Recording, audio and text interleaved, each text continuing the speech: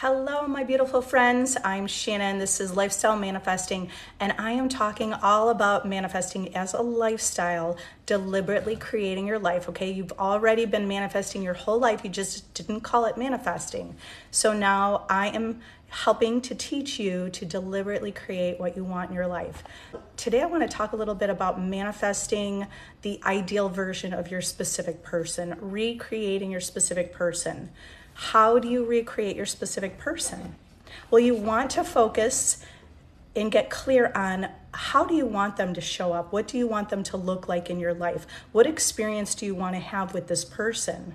Okay, you can only tell yourself one story about your specific person, and that one story should be only the story that you want. If you want a solid relationship where they are completely committed to you, where they love you and adore you, they want to live with you, they want to marry you, they want to spend the rest of your life with you, if you know that already, then that's the story you need to be telling. Now, let's paint a clear picture of what that looks like. If you want someone who's committed to you, then you start to gather and think about what are those character traits that your ideal person holds. If they're communicating regularly, there's clear communication, there's constant communication. They love hearing what you're doing with your day. Okay, what else with physical character traits would you be looking for? You're looking for someone who's emotionally available, someone who shares their feelings, someone who's not afraid to tell you anything. They are sharing their hopes and their dreams with you.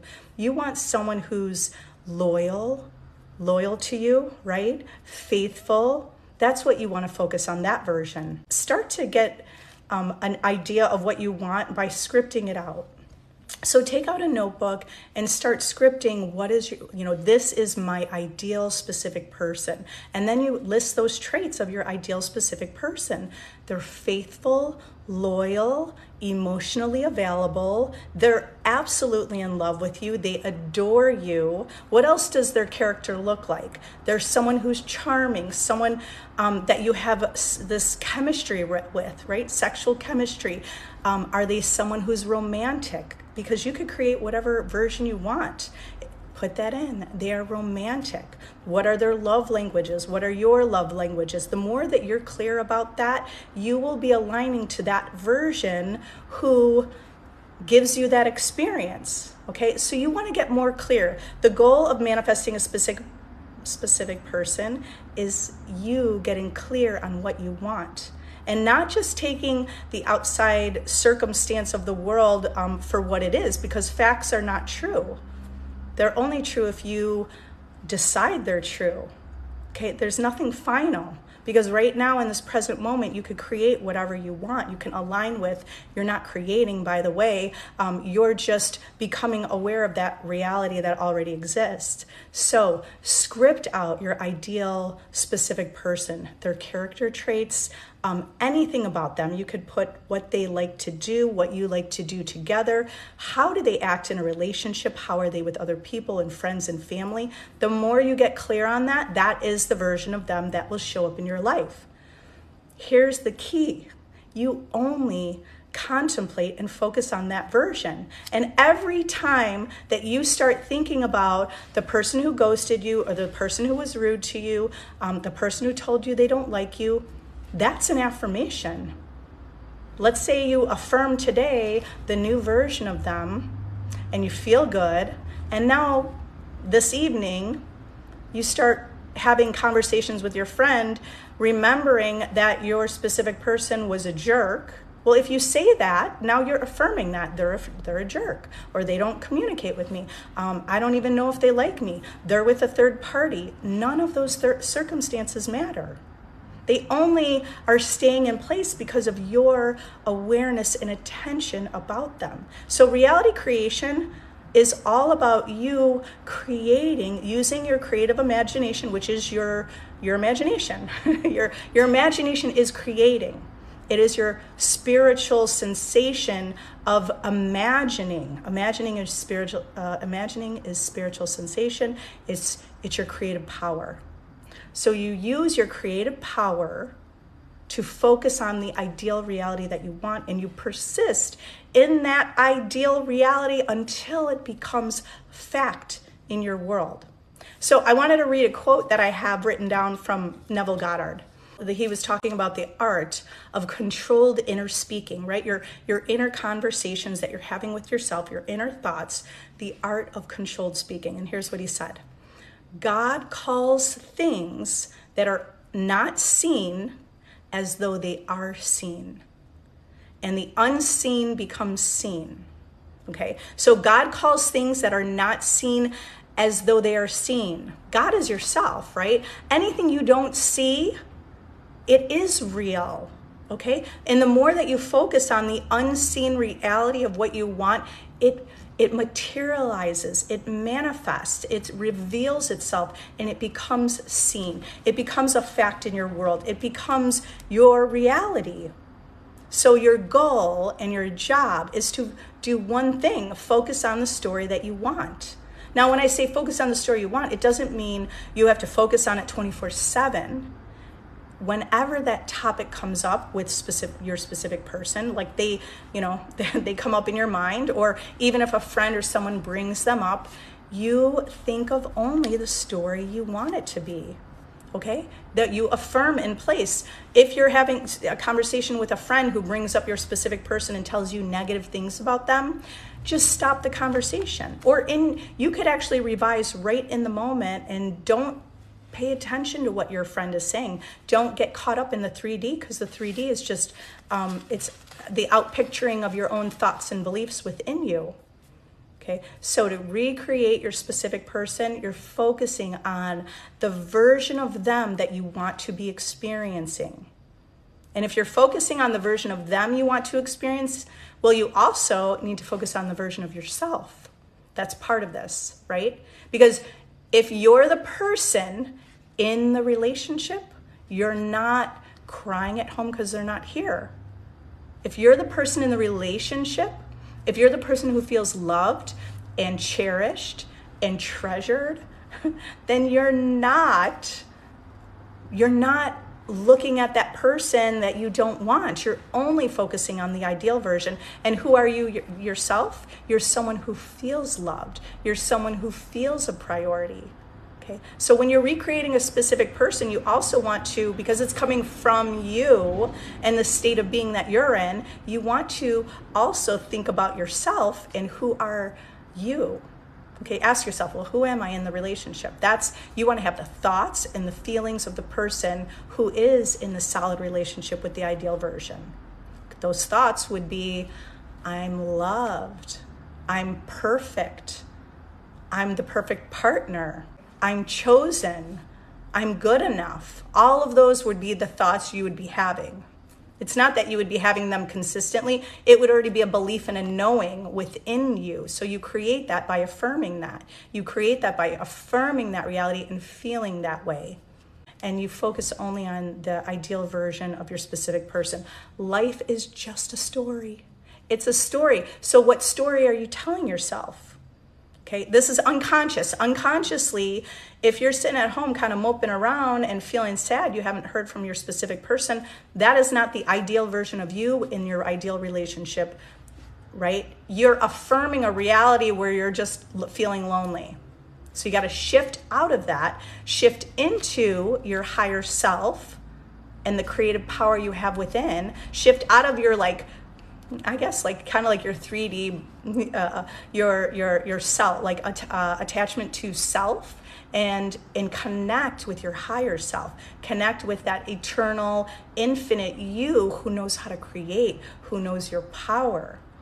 That's what you want to be connecting with, that self you have within you.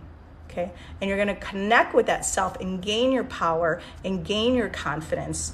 And look at this as really intriguing and exciting that you could really create any reality you want.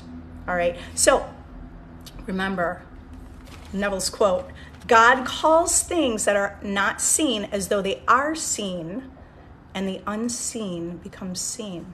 So keep persisting in that reality. I'm just going to answer like 1 or 2 questions. I have my monthly membership group, my VIP group. I go live every weekend with Q&A. So I'm going live in that group in about 8 minutes. So I don't have a lot of time to answer questions. If any of you are interested in joining a community of manifesting, check the link in my bio. I have that there. Dinah. My husband that left is just fighting with me so much it's hard to ignore the 3D. Yeah. But it's hard to ignore everything. Yeah, it's hard to ignore the 3D. I get it. That's why you disconnect from the self, right? Don't identify with self. You identify with your higher self. You identify with the power you have within. And that's how you overcome and transcend the 3D reality, okay? So if you fight and you're having so much, there's fighting, then instead you want to be affirming within, I intend. So maybe an intention will feel maybe more natural and normal. I'd say I intend that we are more harmonious. You don't want to keep focusing on the fact that you're fighting.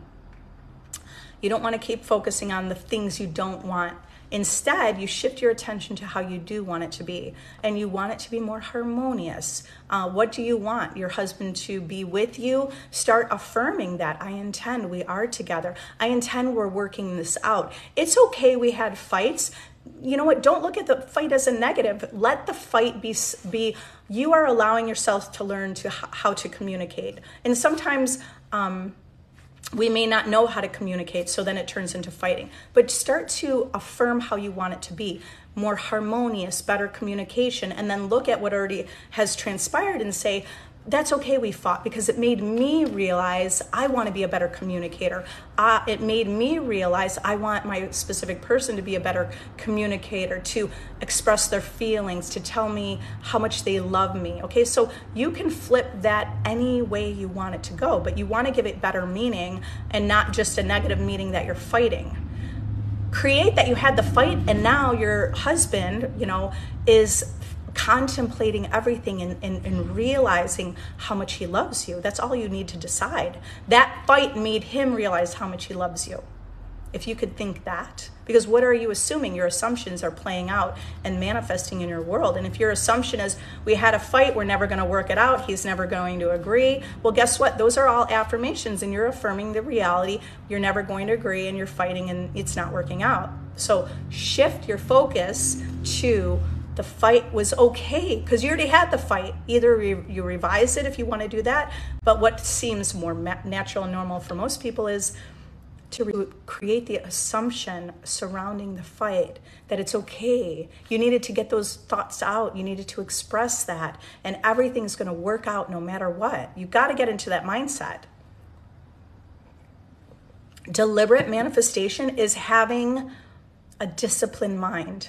That's what you need to have, is a disciplined mind. And a disciplined mind, that means that you're not contemplating and entertaining thoughts that you don't want to experience. You only think, you think more often, best case scenario for yourself. Okay, you've got it. You could do this. Just shift yourself. Okay, what is your best advice about third party if it's hard to stop thinking of them? I know, right? But if you think of the third party, start creating a story, because the story is the inner conversations that we're having with ourselves. You're having inner conversations all the time. You're having up to 60 or 70,000 thoughts in a day. Do you know what all those thoughts are? So the goal of deliberate manifesting is to start to create your own thoughts of what you want to experience. And if the third party keeps persisting in your mind, that's because you don't have a disciplined mind. You either replace it with the story about yourself. So the best advice is, how do you not think of them? Well, you start saying to yourself, I'm the hottest bitch in town. I'm the most beautiful. I'm the greatest. I'm the most talented. I'm the smartest. I'm just perfect for being me. So you want to focus on the self-concept and idea about yourself being so lovely and beautiful and love, and who are you, right? Who you already are, and even who you want to be. You can affirm who you want to be. Become more of yourself. Now with the third party, you're going to work on replacing third party with self, but let's say they pop up in your mind, just create a story about them. They've moved on. They're nothing compared to you, okay? Your specific person is so in love with you, not me, but you. Your specific person is so in love with you that that's all that's on their mind is you. You have to create that story. And the reason you persist in that story is because you need to replace the old story, okay? All right, you guys, I love you all. Sorry, I've got to run. I am going live in my private group right now. If any of you are interested, it's a monthly membership group, but you can join free for 3 days. And I have lots of videos and workshops recorded over the last few months. You can go and just kind of look at the archives of all those videos. I'm going live in that group about 5 or 6 days a week. With different topics. Love you all. Have a wonderful day. Happy Mother's Day to all the mothers. Bye. If you're interested in this scripting journal I created, everything I write in this journal becomes true. The link is in the description. Thank you.